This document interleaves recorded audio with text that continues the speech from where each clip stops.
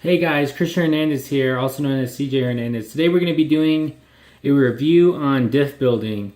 I feel diff building is a very important part to get on the car right, so I just want to let you guys know how I build my diffs and what steps I go through when maintaining it or just building a new car diff.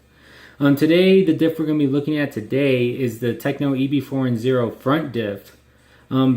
As far as other gear diffs, they're all pretty much similar in the ways you build them. So if you build one gear diff, you should be able to build multiple gear diffs.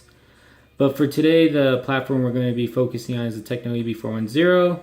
The oils I'm using today is the PT Racing oils. Today we're going to be just using the stock 15 and 7000K. Now, in the manual in the Tekno eb410, it does state that once you run 3 to 4 packs on your brand new car, you're going to want to refresh the oil, and today that's what we're doing. So now that we got all our items, I am also going to use the ProTech grease. The kit grease is just fine. I just happen to have ProTech, and that's what we're going to do. So let's get to diff building. First thing I would suggest doing is getting your O-rings and greasing them up with the ProTech grease or your black grease. Now what this does, this just seals the O-ring, particularly the ProTech grease. It seals it a bit better, and that when oil becomes, in contact with it, it just makes sure the oil doesn't expand or bloat when it's in the diff. Now we're just going to throw the O-ring in there.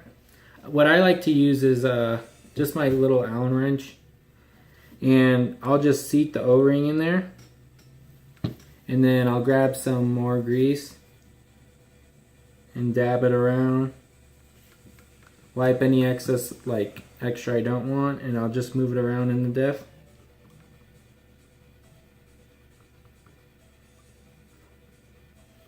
You're going to want something that looks like this. I'll try best to get in the light. As you can see, it's lightly lubed.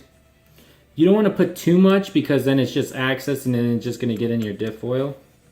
And then the next part we're going to do, which we will use the kit grease, black grease, is on the outdrive. Now you're going to see this little indentation. Let's see, I'll use an Allen wrench. Right about here. And you're going to fill that with grease. All that does, it's going to further seal the diff, and also it's going to wear the outdrive a bit better. As this is a high moving part, you're going to want to have grease there. And I put a liberal amount of grease on there. Let you guys take a close look. And we're just going to slap it in the diff. Next thing we're going to do is we're going to get our diff washers. And we're going to set them right in the inside of the diff. Once it's seated, we're going to get the diff pin, as there's 2 per kit.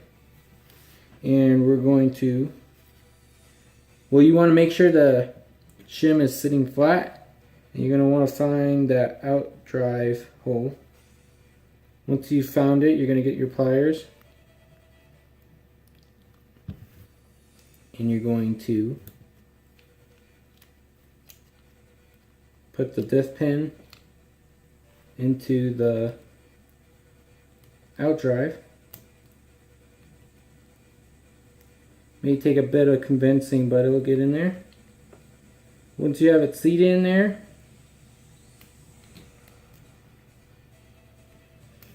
you should have something that looks similar to this. Get a good idea of what you're supposed to be doing. As you can see, everything's set. Move the outdrive. You're going to want to make sure it's nice and free. If it is catching, you may need to get a new O-ring, your diff shim may be bent, or your gear case or your diff case may be worn and you may need to get a new one if it feels wobbly. But being that this is a new kit, it's just fine. We're going to get our sun gear and we're going to put it in there. Note that there is an orientation to insert the sun gear, so just make sure it lines up. Once it lines up, you should get something that looks like this. As you can see, the whole diff is empty. Now what we're going to do now is we're going to put diff oil into the diff case. Like I said, we're going to use 15,000 oil. We're basically just going to duplicate the stock setup for this video. And what I like to do is start putting in some oil. Now note, we're not going to put all the oil in at once, as there's going to be further details on how to get the fullest diff possible when building a diff. Now I filled it about halfway, maybe a third, and I will do this fast on the video. But as you can see, the oil is in there just on top of the sun gear. And what we're going to do is we're going to move the out drive left to right. What this is going to do, it's going to allow the oil to get onto the nooks and crannies of the diff case. Once we have done that, for diff building purposes, I would recommend letting that diff sit there for about 15 minutes, because whatever air bubbles are under the diff, or bubbles that didn't come out of the, or bubbles that came out of the actual oil case, I guess, it's going to, all the little air bubbles are going to go to the surface. And if you just build the diff real quick, you're going to have air that's stuck in the diff, which is not ideal, but you want the fullest diff possible without overflowing it.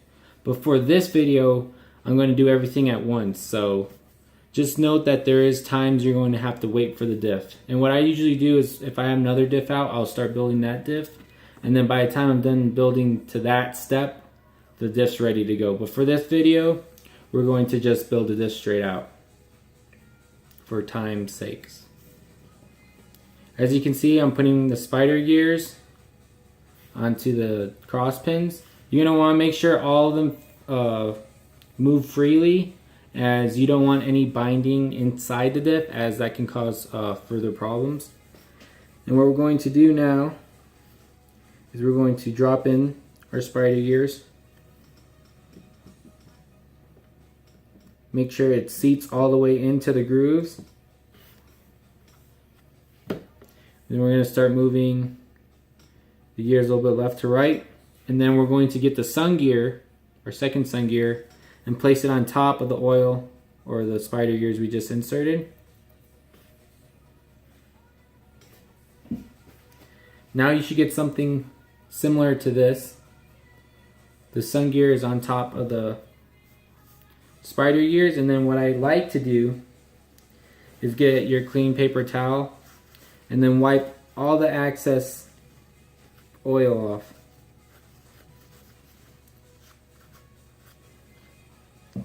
You can do this with a microfiber towel or just any kind of rag. You want to just make sure you get all around. What this is doing is you're getting the diff perfectly filled up. As you can see, all the oil is in there and it's flush. It's not bubbling over, and we have no gaps. And when I mean gaps, it means like the oil's not sitting under, or like you can see gaps there. As you can see, it's nice and fully filled. After we do this, we're going to let it sit for probably like another 15 minutes just to let the air bubbles out. Note, for this video, I'm not doing that, just so you guys get the idea of diff building. And obviously if I did the 15-minute gaps, this video would be super long. But for time's sake, we'll just focus on building the diff correctly in a faster way. Again, we're going to get our second O-ring, put some Protec or black grease on it, and whatever access you have, just wipe it off. You're going to insert it into this little groove.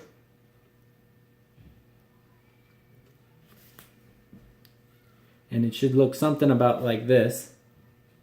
As you can see, the O-ring's well oiled. Then we're going to get our out drive, re-grease the groove, like I mentioned earlier. Now you don't need to cake it on, you just need to get it into that groove. And it should look something about that. We're going to then insert the outdrive, wipe any excess grease that comes out, and then we're going to put our diff shim onto the outdrive. Then we're going to get our pliers and get the diff pin. We're going to insert it in the hole, no pun intended. And then what we're going to do now is, as you can see the 4 holes to insert the screws, we're going to align the diff pin vertical to that. Now what this is going to do is, when we insert this into the other side of the diff, we're going to align it with this groove. As you can see, it's up and down. And this is going to be the best way to get maximum fluid in your diff, and also it's going to let no oil come out. Now if you put the sun gear onto the diff ring, what that's going to do is you're not going to know exactly what oil's in there, but in this way you know exactly how much oil's in your diff, and you know when you put the cap on, none of it's going to spew out. So it's just more efficient in filling the diff and not actually losing diff fluid. So what we're going to do is make sure everything's lined up vertically, and we're going to slide the diff cover on.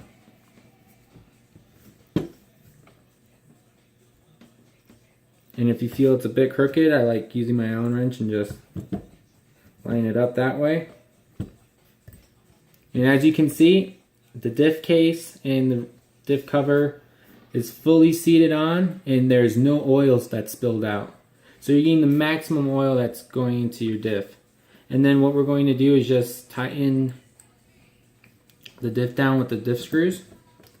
And what I recommend doing is, when you tighten these down, don't tighten it all the way down until you have all 4 screws seated into the diff. Now what this is going to do, it's going to make sure the diff doesn't move on you, because as the diff cap and the diff case seal each other, if you tighten one down, it could get a little crooked. But by putting all 4 screws in and not all the way tightening it down, you're going to allow it to seat more evenly.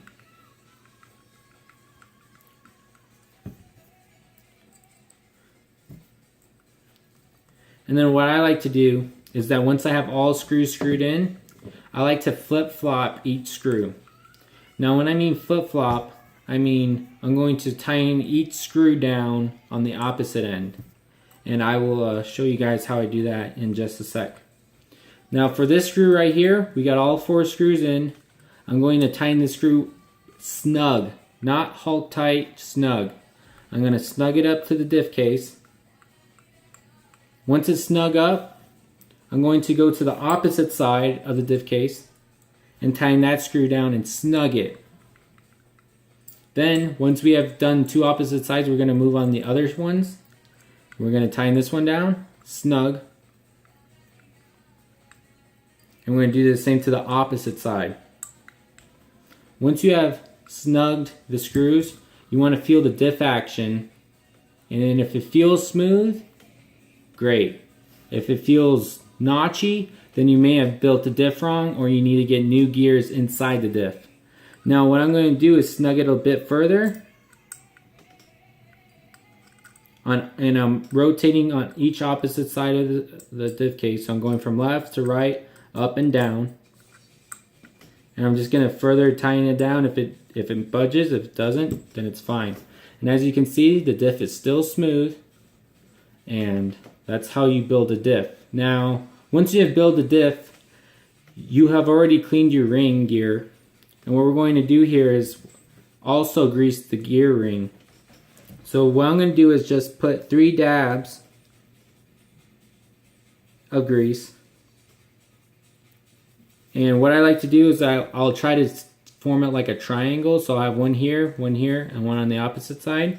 And what this does is you're putting enough grease on, but you're not putting too much. Because if you feel the whole ring out, you might have excess grease that's not, 1, doing its job, and 2, it's like it jams up the gear case and it's not as smooth. And by that, when I mean by that, it's like if you have too much grease on your gears, you're not getting a free diff because it has to go through all that grease. So what we're going to do now is we're going to put our diff bearings back on, and they slide right back on. And as you can see, we got our gear case open on the buggy. And remember which way you took the diff out and which way you put it back in, because if you flip it, your wheels are going to go backwards. So what we're going to do now is we're going to insert the outdrives into the axles. Do the best way possible.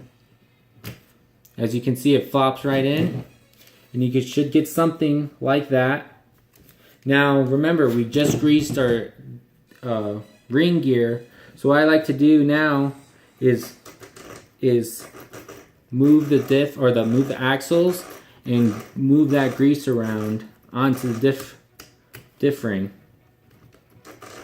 What this is doing, it's evenly distributing the grease we just applied, and then once you do about 6 or 7 rounds of turning, I like to do is get my rag and wipe off any excess grease that I might find onto the diff case. And once we've done that, you're pretty much done with your diff build. Now what we're going to do is, another thing is, with the Tekno eb410, you have easy access diffs, so it's really easy to diff build, as it only takes 4 screws and to loosen 2 sway bar screws to actually install the diff back into the car.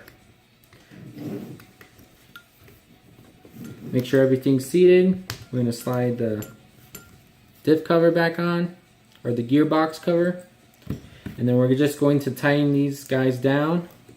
And just like in the diff case, we're going to tighten it down snug on each opposite side.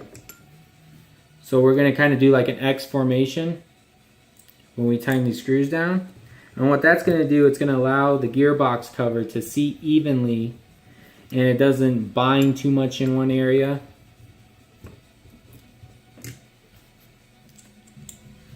Just got 2 more screws. And then after you're done doing this maintenance, you're going to repeat the process to your center diff and your rear diff. And the only difference between the center diff and your front and rear diff is the spur gear, which mounts the exact same way, so you don't have to worry about, oh, do I have to do something different with the spur gear. So now that we have snugged it up onto the gearbox, or the bulkhead, we're going to loosen these screws a 1/4 turn.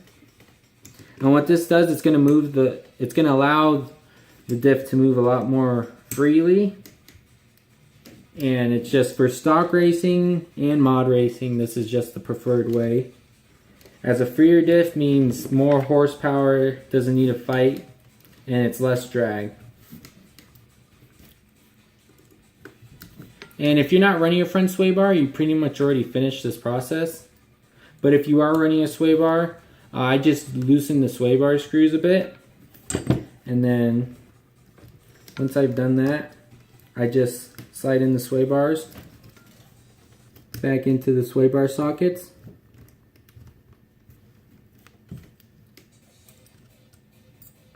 Once I've done that, I usually just tighten the sway bar back down.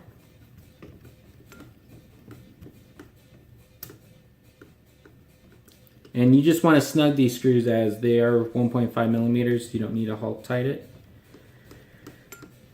And then we're just going to tighten the sway bar set screws. And there you go. That is how you install your front diff on your Tekno eb410, and that is how you build a general gear diff on any platform. I hope you guys liked the video. If you have any questions or comments, please like and subscribe on my YouTube channel. I'll see you guys on the next video. Thanks for watching, guys.